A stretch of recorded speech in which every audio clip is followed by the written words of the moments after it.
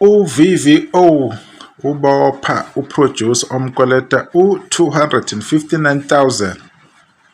Sanibona sanibingelela. Kunodaba engifuna sikhulume ngalo. Lensizwa okuthiwa uLegend Manqele. Siyamkhumbula uLegend Manqele. Uwuproducer weshow kaMthandeni ethi uShunu Maskandi, wayephinde futhi abe uproducer kwishow eyithi Khuzani Bo. Nalo udaba lufundeka kanje.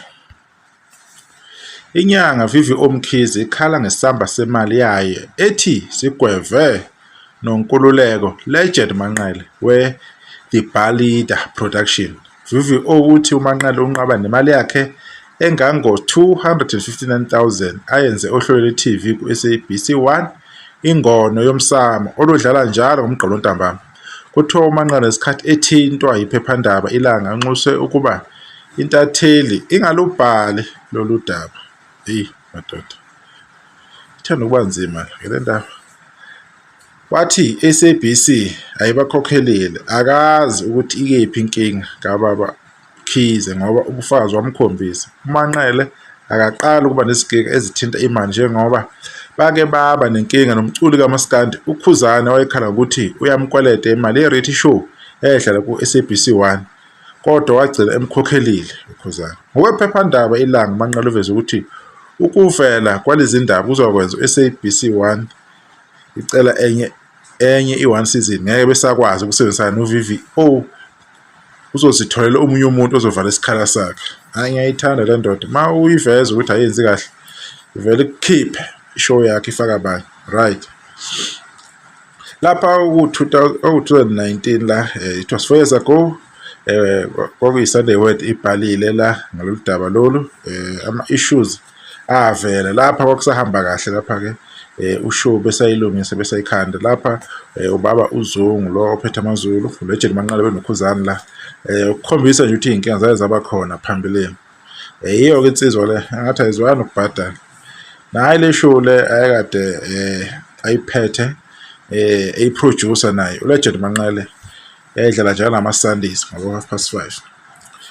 NoMthandeni naye umuntu osebenzisana naye uLegend Manqele, kodwa kaMthandeni asangesizwe i-challenge ukuthi akaba nayo, kodwa-ke futhi basasebenzisana kahle-ke.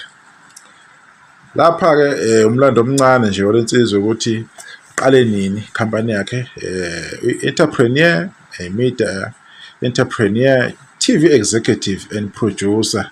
Uyaziwa ngomsebenzi wakhe kumafilimu nakwithelevishini, ikakhulukazi ikhampani yakhe yaqala ngo-2014.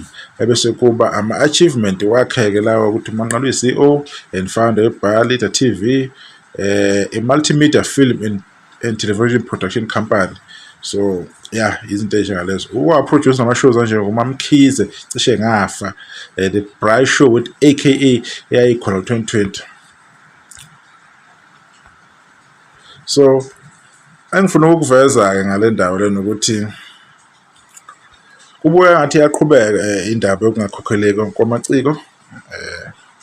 Kubuya ngathi kuba ney'nkinga ey'ningi impela esingaziyo ukuthi kahle kahle yini efika yenzeka laphana, yini le yenza ukuthi imali ingafiki kubantu, i-communication kade ihamba kanjani between umuntu olinda imali nomuntu osuke producer uhlelo, ngoba imali ikhokhelwa ikhampani lezoproducer. Yena-ke lo osuke uproducer nethimba lakhe uye kumele a-communicate nabantu abazise kusenesikhathi ukuthi kwenzakalani.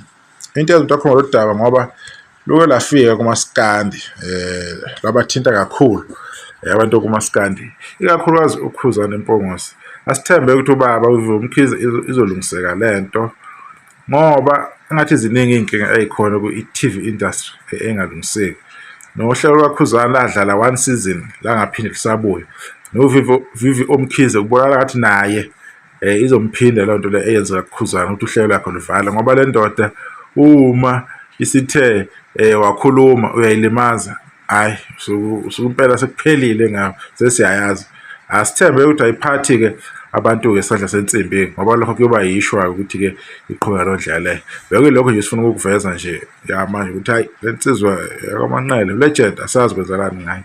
Engathi yamkolota lapha ubaba uVivo Mkhize njengoba eyikolota yena uKhuzani Mpongose imali yohlelo loluthi Khuzani Bo. Nisala kahle, sonibona ngokusasa.